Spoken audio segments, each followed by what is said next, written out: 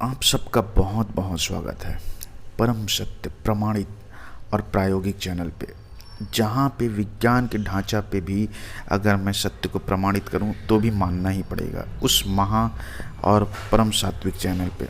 सत्य हमेशा नगद होता है और सत्य को कभी भी प्रमाणित करने की ज़रूरत नहीं पड़ती, वो प्रमाणित ही है। झूठ ही उधार होता है, झूठ में ही चाल होता है। सत्य अर्थात जो है जैसा है वैसा ही, ना कोई दिखावा ना कोई साबित करने की ज़रूरत। इसीलिए बोलता हूँ परम सत्य। इस साधना को हर युवा व्यक्ति को ज़रूर करना चाहिए। अगर करते करते उसने अगर साधना कर लिया तो यकीन मानिए, मैं गारंटी दे रहा हूँ स्टाम्प पेपर में लिखित के साथ उसके जीवन में वह कभी भी कहीं पे भी झुकेगा नहीं।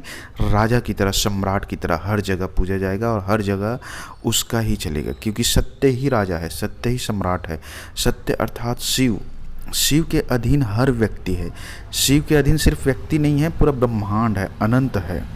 तो शिव की ऊर्जा जो है, अगर आप उसे समझ लिए, उसे जान लिए, उस तक पहुंच बना लिए, तो मेरी गारंटी है मित्रों, आप जब तक जियोगे तब तक पूरी तरह से राजा और सम्राट की तरह जियोगे।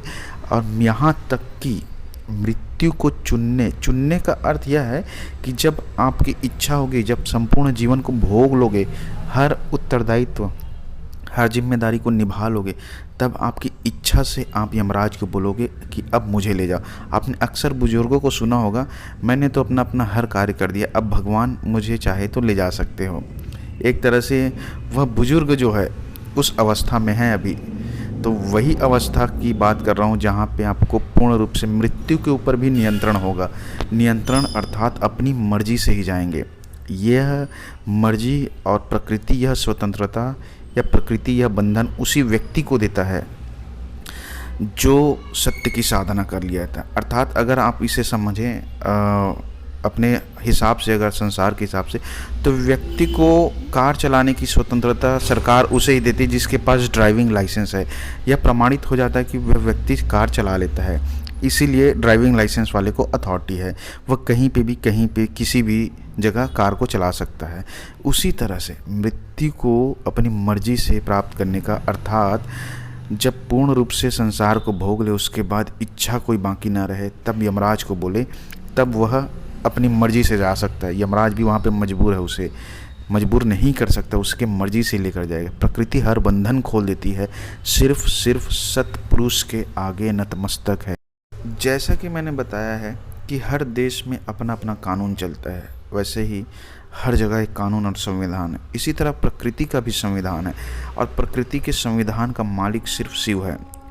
इसी शिव की साधना करना है, इसी सत्य की साधना। एक साधना करिए पूरा जीवन भर, जब तक चाहोगे बोर हो जाओगे। जैसे किसी व्यक्ति को डेली पनीर की सब्जी भी मिले, सबसे बेस्ट चीज़ मिले, तो भी व्यक्ति बोर हो जाता है। उसी तरह इसीलिए शिव के बारे में कहा जाता है, सत्य के बारे में कहा जाता है, जब नहीं देता है तो कुछ भी नहीं देता, लेकिन जब देता है तो ऐसा देता है, छप्पड़ फाड़ के देता है, व्यक्ति संभाल ही नहीं पाता। और यह प्रमाणित है, सत्य है। किसी व्यक्ति का अचानक से लॉटरी लग जाना, उतना पैसा मिल जाता है कि वो संभाल भी नहीं पाता। किसी व्यक्ति को किसी भी चीज़ में ऐसा फ़ायदा, मुनाफा अनएक्सपेक्टेड, यही होता है शिवत्व की पावर। लेकिन यह अचेतन अवस्था में बस चल रहा है, संयोगवश। यहाँ संयोग की बात नहीं कर रहा हूँ, आपको जान कर, सच को समझ करके उस चीज़ को प्राप्त कर लोगे। यह है सत्य का पावर, शिवत्व का पावर, परम ऊर्जा की शक्ति। शिव जिसके आगे 33 कोटि देवी देवता नतमस्तक है। शिव अर्थात ब्रह्मांड का इकलौता मालिक, उसके मार्ग पे चलो, आप खुद राजा बन जाओ।